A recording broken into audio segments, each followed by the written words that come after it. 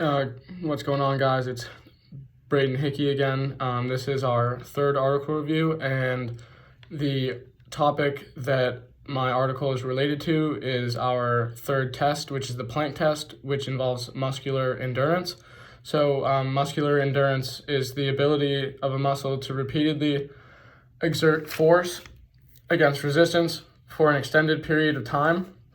And so this kind of just goes hand in hand with the Planck test, and my article I found actually uses the Planck test. So my article was titled "The Impact of Obesity on Back and Core Muscular Endurance in Firefighters," and this article was published in November of 2012. So the purpose of this study was to assess the relationship between obesity and measures of back and core muscular endurance in firefighters. And the study used 83 separate firefighters from Tampa Fire Rescue.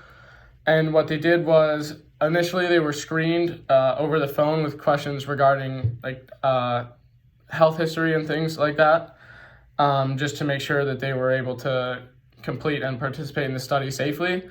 After they selected the 83, they were then taken and assessed. They assessed BMI and body fat percentage were taken. And for body fat percentage, the way they took it, they used a whole body air displacement plethysmography. Sorry about the pronunciation of that word. It's just a little bit difficult to look at. So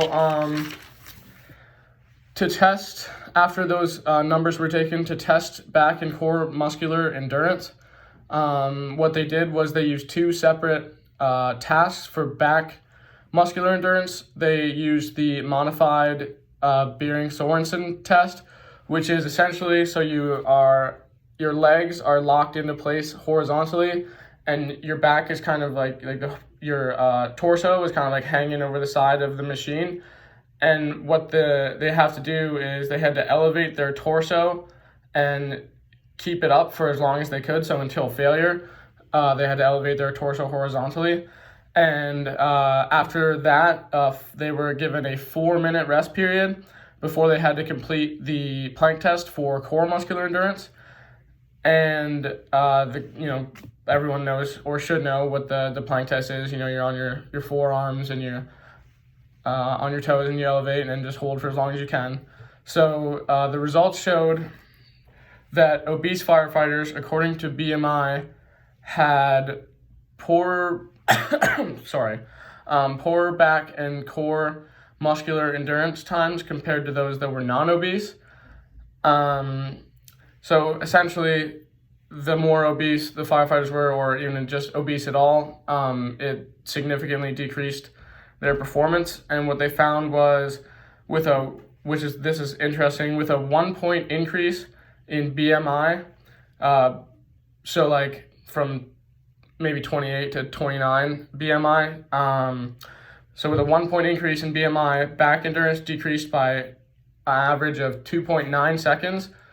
So, it's one of those things where if you weigh more, most likely your time's going to decrease on average by 2.9 seconds per BMI point. And then what they found was for 1 point, that's for back endurance.